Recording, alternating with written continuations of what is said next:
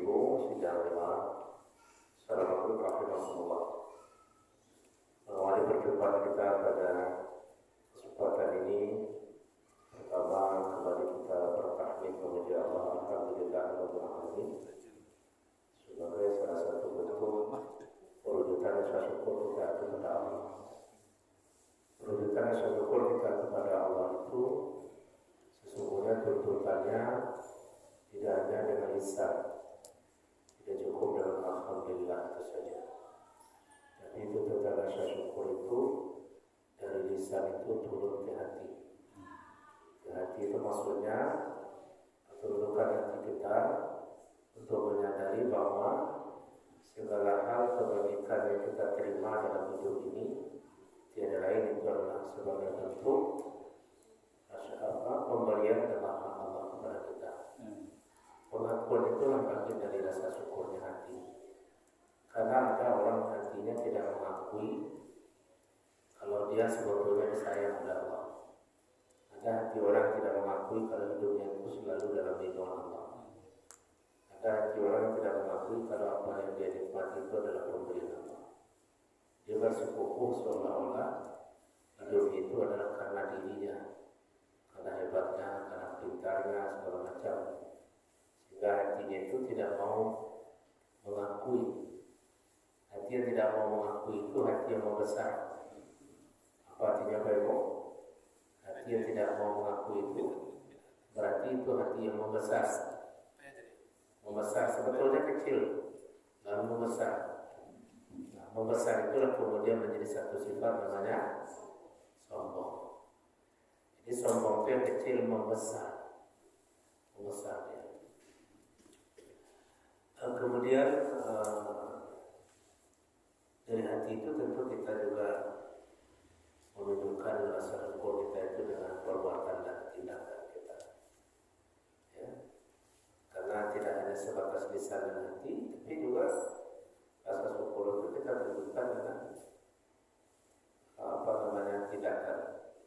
Contoh saja sholat yang kita lakukan ini bagian dari perwujudan rasa syukur kita.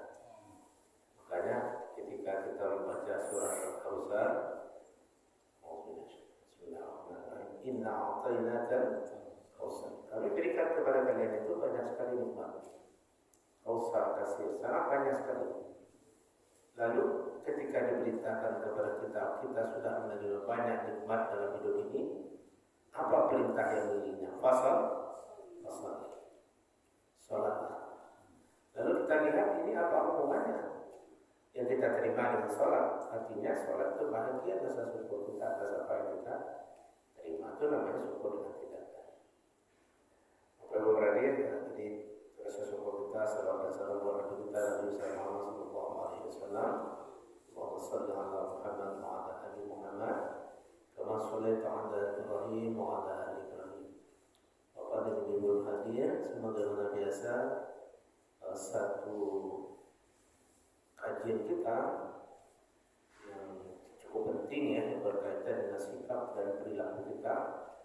Nama ilmunya adalah ilmu tasawuf. Ilmu yang mengajarkan kepada kita bagaimana hati kita itu selalu tunduk kepada Allah. Ya, kemudian bagaimana hidup kita ini jauh daripada kemaksiatan.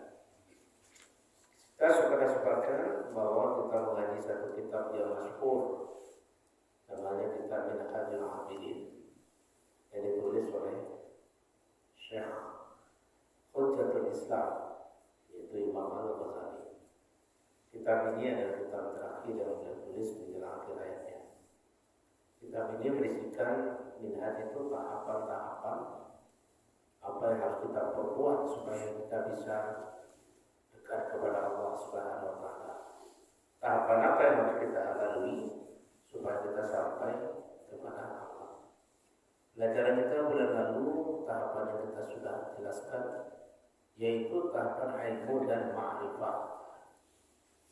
Jadi kalau Bapak Ibu ingin lihat bukunya sudah dikirim sama Ustaz, bisa di-share aja nanti sama sudah ya, atau pengayaan perenungan. Ya, saya cuma mengulas lagi, menegaskan syarah namanya. Syarah itu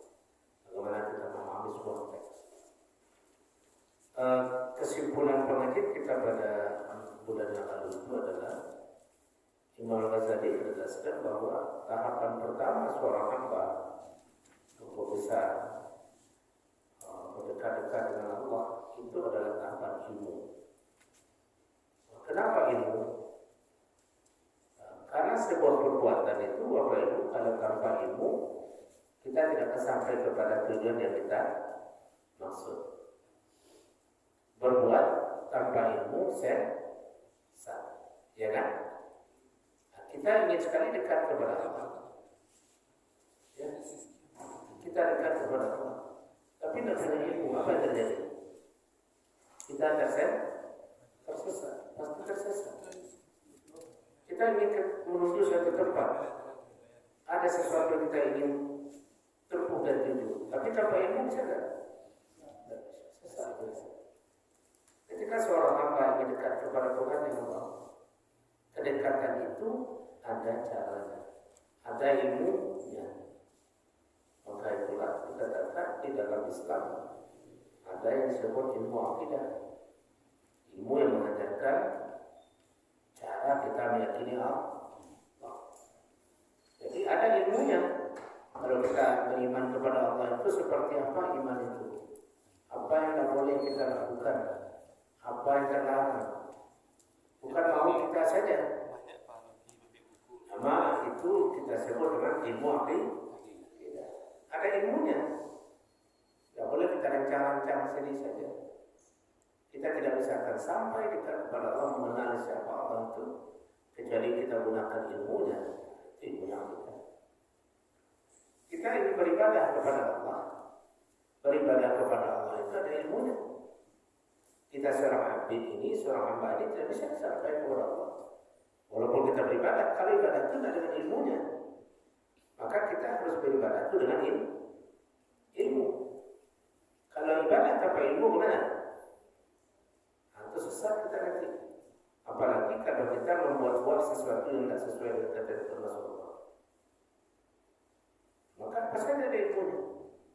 Maka Rasulullah tunjukkan kepada sahabat, ya, Bapak Ibu, ilmu itu ajarkan.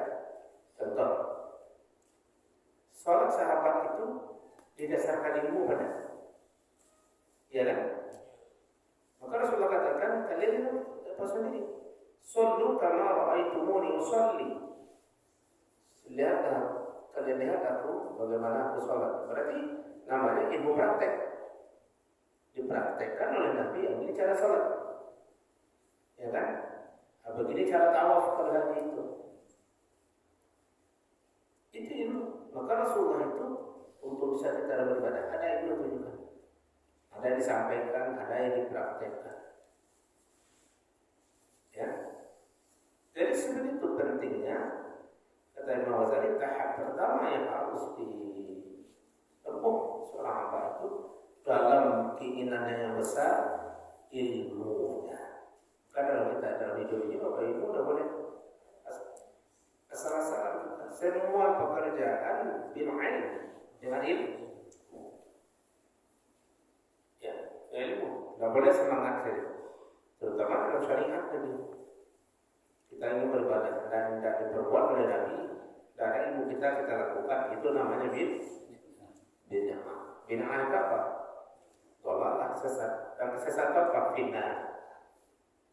Itu tersebut. Maka oleh sebab itulah tahapan pertama ilmu dan ma'rifat. Ada ilmu, ada ma'rifat. Kan itu yang pertama saja. Ma'rifat itu mengenali. Ketika saya tanya Bapak Ibu, siapa Tuhan kita?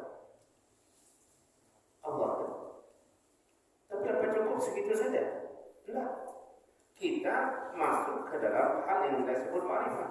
Masuk ke ma'rifat apa? Kita kenal siapa Tuhan kita itu. Dan kemudian Allah pun sesungguhnya memperkenalkan dirinya kepada kita. Kan tidak ada yang Allah tutupi dirinya kepada kita. Ya kan? Allah beritakan tidak kepada kita. Kenapa? Supaya kita tidak sesat dalam memahami siapa Tuhan kita itu. Contoh, siapa Tuhan kita coba? Ya, Allah katakan jangan sampai serahkan diri untuk menyembah. Tapi sama siapa? Ya ayyuhan nasu ubudu rabbakumul ladzi khalaqakum wal ladzina min qablikum. Wahai manusia, sembahlah Tuhanmu. Mana Tuhan kamu yang mana yang kamu sembah? Yang menciptakanmu dan menciptakan orang sebelummu. Maksudnya apa itu? Jangan menyembah Tuhan yang kamu membuatnya.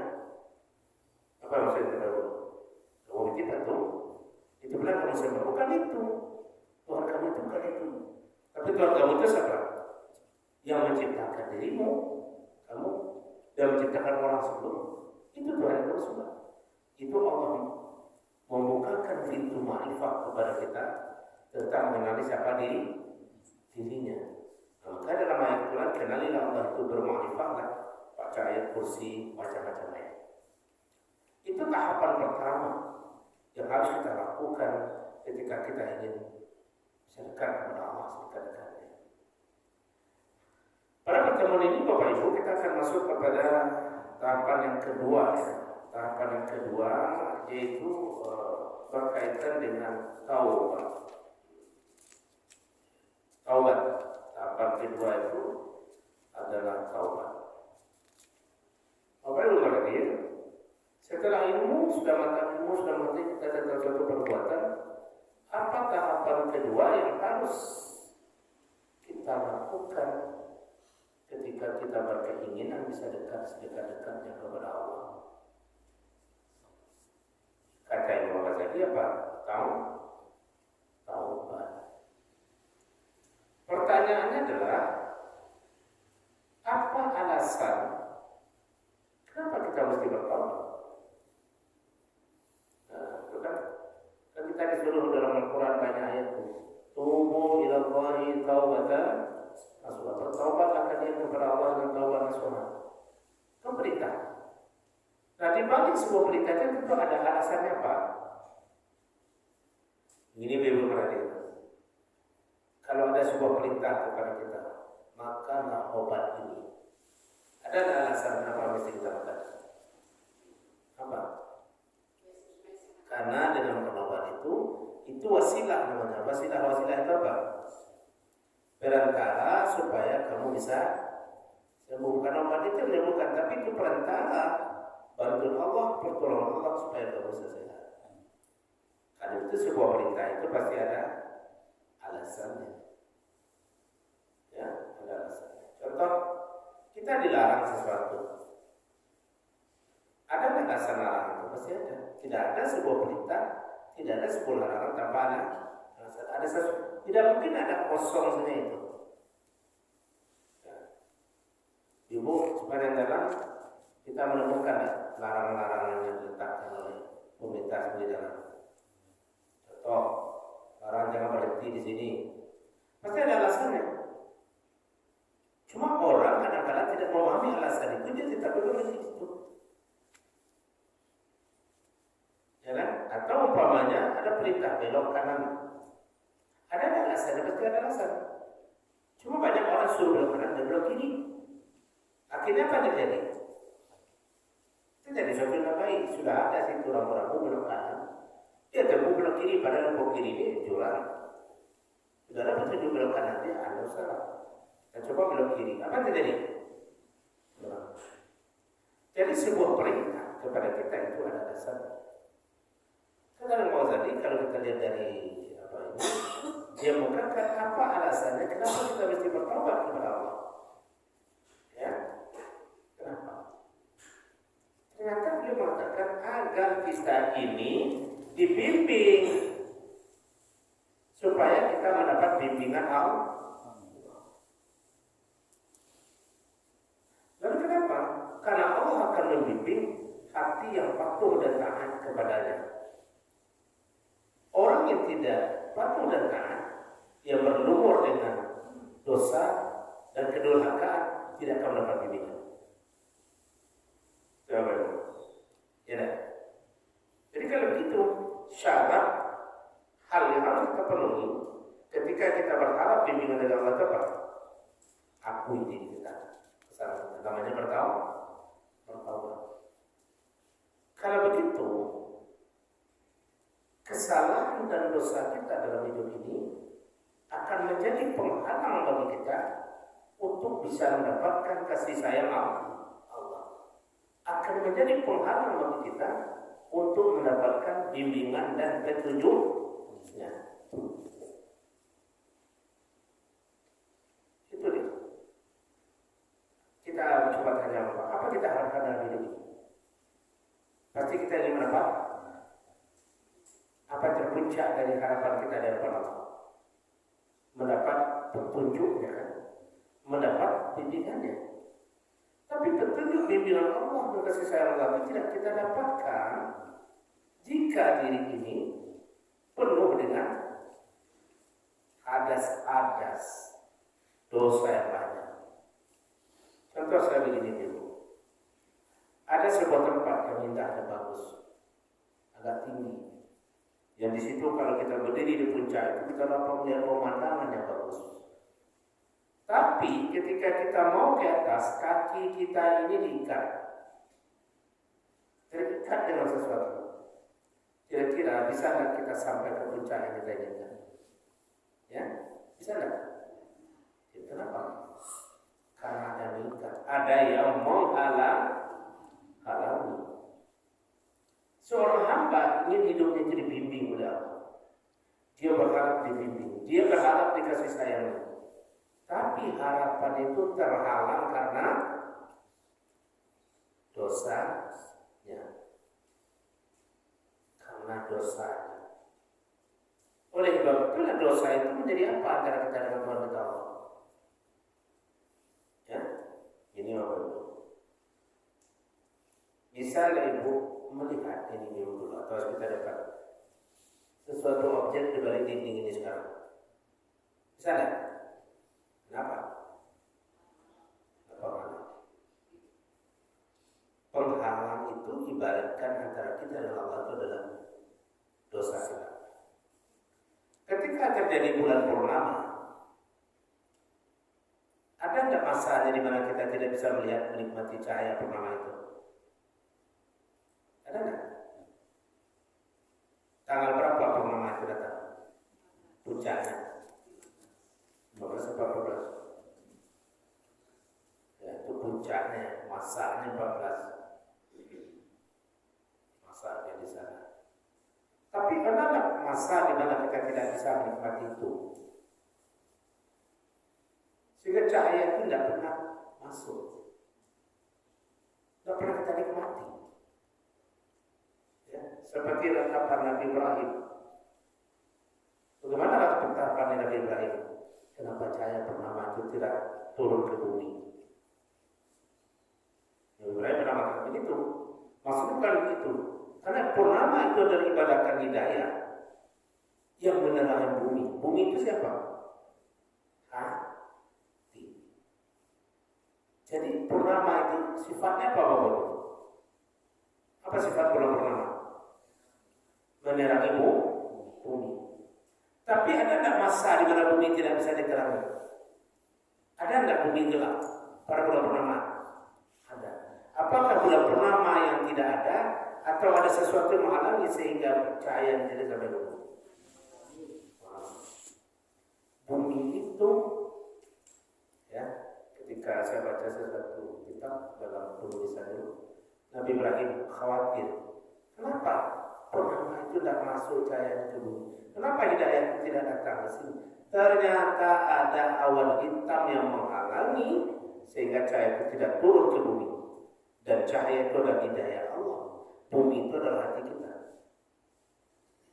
Lalu yang gelap yang bergelar Tuhan itu apa itu? Dosa. Jadi kalau semakin banyak dosa orang semakin dapat hidayah atau enggak? Tidak mungkin air menyatu dengan minyak. Dia akan berpisah terus.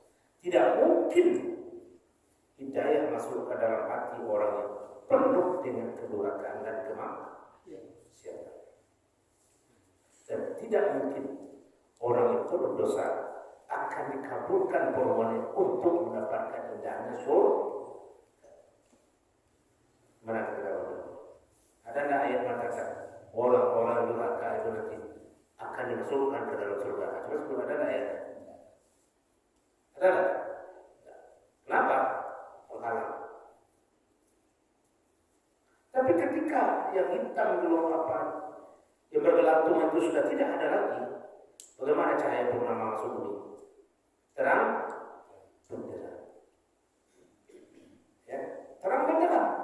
Bumi menjadi indah. Artinya apa? Ketika Allah sudah melimpahkan hidayah itu ke dalam jiwa kita, hati ini menjadi terasa seperti apa? Indah, terang pelong kata orang sekarang. Maka itulah kita menemukan rahasianya ketika Allah mengatakan ala bizikrillahi tatma'innul qulub. Kebahagiaan pelongnya bumi ini, terang benderangnya, itu karena Allah melimpahkan hidayah kepada kita. Maka itulah alasannya kata Imam Ghazali, kenapa kita mesti bertaubat kepada Allah? Karena perbuatan bertaubat itu akan melepaskan halangan-halangan yang mengikat kaki kita yang berjalan untuk mendekat kepada Allah. Artinya apa tuh Bapak? Mungkin kalau orang berdosa banyak dosa itu akan tenang hatinya. Mungkin tidak? Tidak. Jadi kegundahan, kegelanaan, kekacauan jiwa kita ini secara batiniah penyebabnya apa? Itu. Maka oleh sebab itu kita buanglah itu dengan cara bertaubat. Itu hakikat dari taubat. Maka oleh sebab itu bertaubat itu kata Imam Ghazali agar engkau dibimbing oleh Allah. Dan ketika hidupmu sudah dibimbing oleh Allah, berarti itu kamu sudah menemukan kebahagiaan yang hakiki. Karena puncak daripada harapan seorang hamba itu apa? Berada dalam kasih sayang Allah. Itu alasan pertama. Supaya kita tidak jadi terhalang untuk bisa dekat. Yang kedua, apa alasan itu? Alasan itu adalah dengan bertaubat itu supaya kita mendapat keadilan Allah. Karena dengan bertaubat itulah dan dengan beribadah kepadanya itu jalan bagi kita untuk mendapatkan pengadilan atau keadilan Allah Subhanahu wa taala. Begini Bapak Ibu hadirin. Taubat itu hak Allah yang mesti kita tunaikan. Kenapa? Karena sesungguhnya perintah Allah kepada kita patuh dan taat. Ketika perintah itu tidak kita tunaikan, berarti kita sudah berhutang kepada Allah. Berhutang itu. Contohnya begini. Ada seseorang yang punya uang, lalu dipinjamkannya uang itu kepada orang lain. Ya. Yang meminjamkan yang dituntut apa?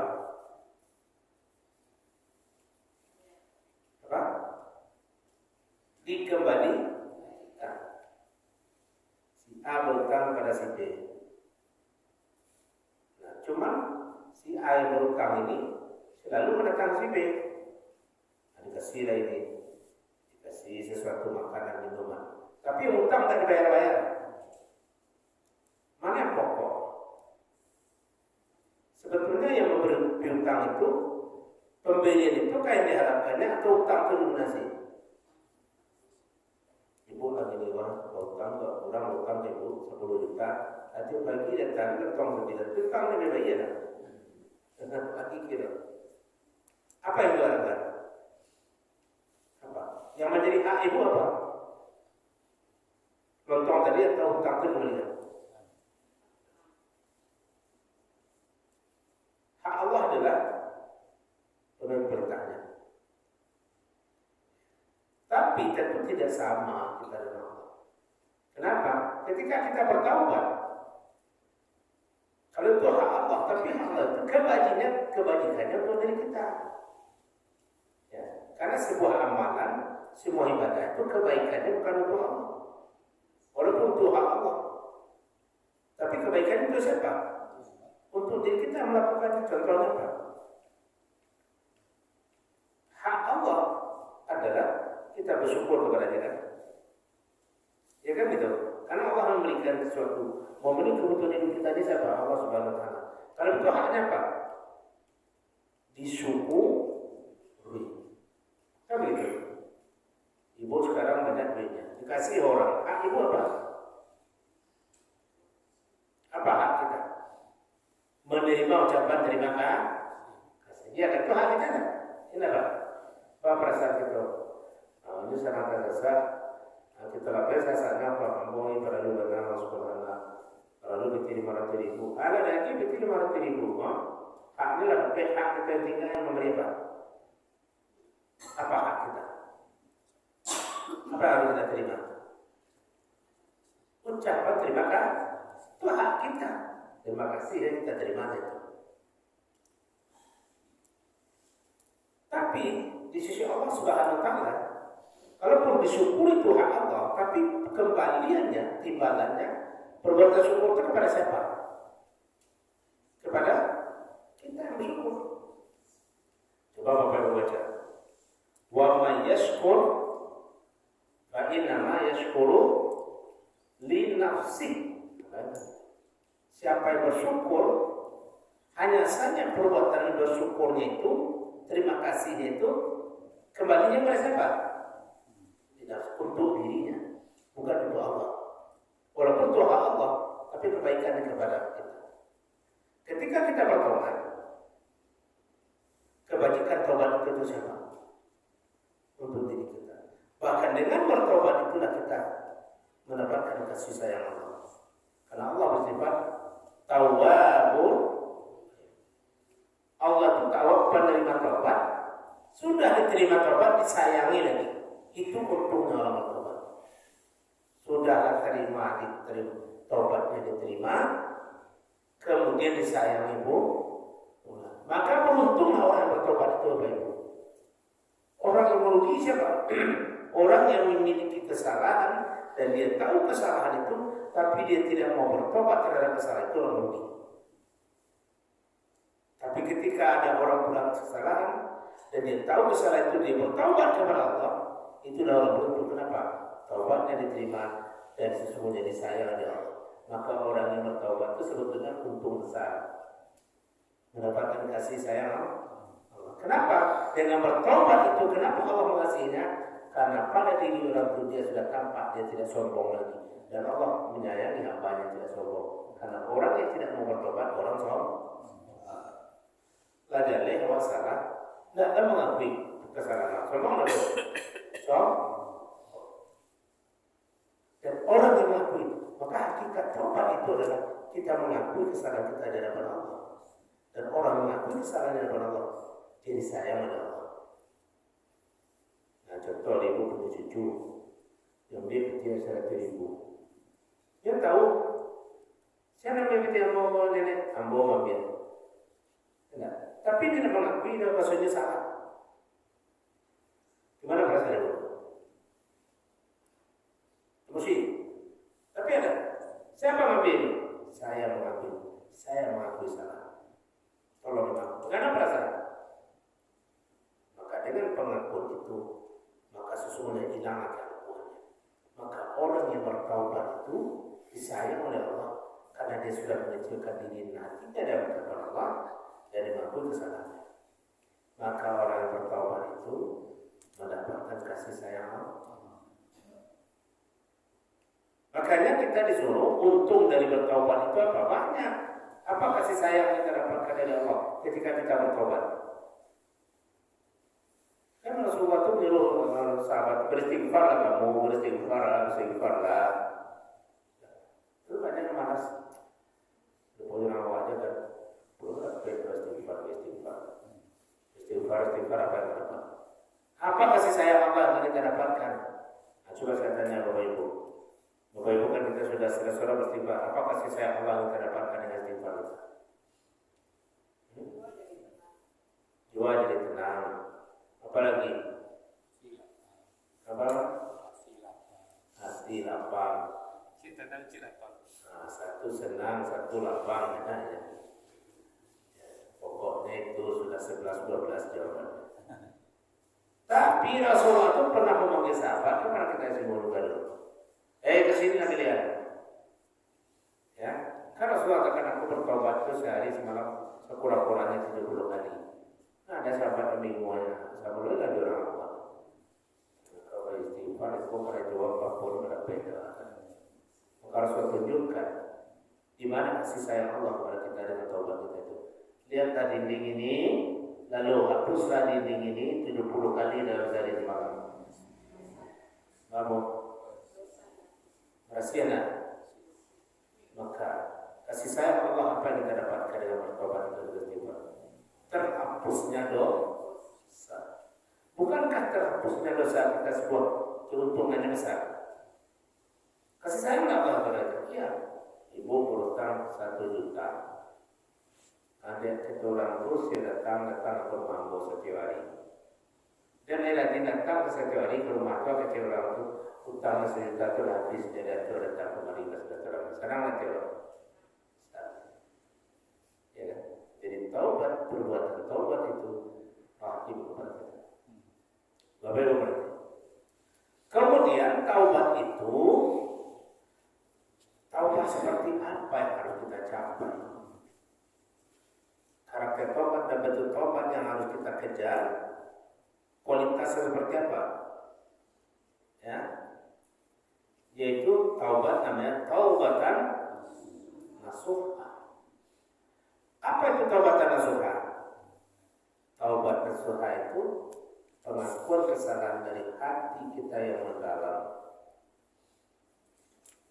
Karena ada pengakuan manusia dengan taubat itu di mulutnya saja, taubat hatinya tidak. Itu kecil orang Minang taubat namanya. Taubat sambalado. Sambalado itu taubatnya bu. Ibu ribut, campur aja dengan setan. Tak pakir apa-apa kamu sambalado. Kenapa? Artinya apa? Maka makan dari sambalado. Seminggu siapa? Dalam makan berada sambalado ulang lagi. Maka prasyarat sebuah taubat itu yang pertama ya menyadari betapa buruknya dampak dosa itu dan dosa kan. Oleh sebab itu taubat itu dimulai dari sebuah kesadaran hati. Kalau saya tidak bertobat apa dampak buruknya? Oleh sebab itu taubat nasuha itu syarat pertama apa? Menyadari dosa kesalahan kita itu berdampak buruk kepada diri kita. Berdampak buruk. Dampak buruknya kepada apa? Tidak saja ke rohani kita, tapi juga kepada jasmani kita. Ya, jadi prasyarat bertobat apa tadi pertama? Hendaklah kita menyadari bahwa kalau kita tidak bertobat sesungguhnya itu merugikan diri kita sendiri. Yang kedua, ya, kalau kita tidak bertobat, kita harus sadar betapa kerasnya nanti azab yang kita terima. Ya, karena hidup kita ini kan dalam Al-Quran dikatakan ada namanya kehidupan ula, ada namanya kehidupan akhirat. Wal akhiratu khairul laka minal ula. Kehidupan yang ula itu dunia namanya. Dunia itu apa? Berwarna-warni. Banyak roda itu makanya disebut dunia. Kalau nabi itu tidak dunia namanya. Tapi ada kehidupan yang begitu wal akhirat. Nah, ketika kita ini bertobat, dorongan kita bertobat itu kesadaran apa yang kita rasakan? Kata Imam Ghazali, kesadaran bahwa betapa besar dan beratnya dosa yang kamu rasakan akibatnya nanti di akhirat. Itu yang kita sadari. Seandainya kita tidak bertobat, maka luar biasa azab yang akan kita rasakan, ya, yang akan kita tanggung. Seperti dalam surat Sajadah itu kan dari Idu fiha, ketika mereka diazab, mereka ingin kembali, tapi tidak bisa bertahan dia di situ. Dahsyatnya azab itu hendaknya membangun kesadaran kita betapa pentingnya kita bertaubat. Kenapa? Karena hidup kita ini, Bapak Ibu sekalian, akan kita bertanggungjawabkan di hadapan Allah Subhanahu wa Ta'ala. Itulah namanya kita akan mengalami satu hari nanti namanya Yaumul Mizan, Yaumul Hisab. Kenapa namanya yaumul hisab? Ya, kali-kali. Makanya kalkulator itu dalam bahasa Arab apa namanya? Mahasib, hitung-hitung. Yaumul hisab itu hari di mana dihitung betul. Yaumul mizan, hari di mana di situ ditimbang. Jadi sudah ditentukan nasib kita. Maka orang yang tidak mau bertobat berarti dia tidak sadar bahwa perbuatan buruk di mana dia tidak bertobat itu akan menyengsarakan dirinya. Akan menyengsarakan dirinya. Jadi orang yang beruntung di dalam hidup itu adalah orang yang cepat-cepat ya bertobat kepada Allah Subhanahu wa taala. Kemudian yang terakhir, kalau nggak sampai nanti kita lanjutkan, yang patut kita ketahui Bapak Ibu, ketika kita ingin bertobat kepada Allah, apa yang harus kita lakukan? Kata Imam Ghazali, yang pertama, kalau kita bertobat, jangan kita mengulangi lagi dosa-dosa yang sudah kita bertobat dengannya. Ya, karena tobat itu dari lubuk hati yang mendalam. Karena itu janji kita kepada Allah, jangan kembali lagi kita ke sana. Ya, jangan ibaratkan lumpur, kalau sudah keluar dari lumpur itu jangan berlumpur lagi. Yang kedua apa? Hendaklah kita menebus keburukan itu dengan kebaikan. Menebusnya dengan kebaikan. Kemudian apa lagi? Hendaklah kita menyesali apa yang sudah pernah kita perbuat itu. Namanya nadam. Karena ada juga orang yang dengan dosanya itu dia tidak menyesali. Justru dia bangga menyebut-nyebut kesalahan dan dosa. Saya dulu begini, saya dulu begini. Bangga dia menyebut keburukannya. Nah, padahal seharusnya kita harus menyesali. Bapak Ibu berhadir, kesimpulan pengajian tasawuf kita malam ini merujuk kepada penjelasan Imam Ghazali bahwasanya perbuatan bertaubat itu adalah perbuatan yang menguntungkan diri kita sendiri. Ya, dengan bertaubat berarti kita sudah berharap kita dibimbing oleh Allah. Dan Allah tidak pernah membimbing hati manusia yang tidak mau taubat kehadirannya. Yang kedua, dengan bertaubat berarti kita sudah menguatkan hati kita, menciptakan ketenteraman jiwa kita. Kenapa? Karena Rasulullah katakan, Rasulullah pernah bertanya sama, ya Rasulullah, apa itu dosa? Dosa itu yang jika kamu lakukan maka hatimu selalu dihantui rasa takut dan khawatir. Nah, ketika dosa sudah lepas dari diri kita, maka lepaslah rasa takut dan kekhawatiran. Ketika rasa takut dan kekhawatiran itu sudah ada, maka orang berada dalam ketenangan. Ya kan? Nah, itu maka dengan bertobat orang nantinya akan tenang. Bagaimana itu saja kajian kita malam ini. Kesimpulannya, mari kita bersegera memanfaatkan waktu kita bertaubat kepada Allah. Wasarimu ila maghfiratin min rabbikum wa jannatin 'arduha as-samawati wal ardu bersegera kalian, kata Allah. Kemana kita disuruh? Ila maghfirah, mendapatkan ampunan dari Tuhan. Jalurnya apa? Apa yang kita perbuat? Bertaubat. Semoga kita semua ini Bapak Ibu menjadi orang yang tawabin. Kenapa? Karena ada doa yang kita baca. Apa doa? Coba ini doa. Allahumma ja'alna tawabin wa ja'alna mutatawabin wa ja'alna min ibadika shalihin. Itu doa yang kita baca selepas kita berdoa kepada Allah supaya nanti kita dimasukkan ke dalam kelompok orang tawabin, orang-orang yang kembali ke hadiratnya. Itulah sekedar curahan ilmu yang bisa kita kaji malam ini. Semoga hidup kita singkat ini diisi dengan ketaubatan kita kepada Allah.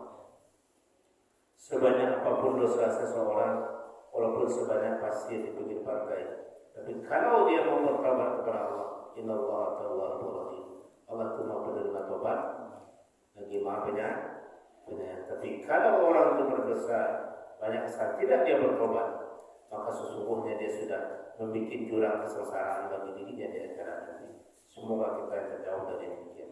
Mohon maaf kesalahan kekurangan. Mari kita selalu berdoa Bapak Ibu, semoga kita ini selalu dalam hidayah dan bimbingan Allah Subhanahu wa taala. Assalamualaikum warahmatullahi wabarakatuh.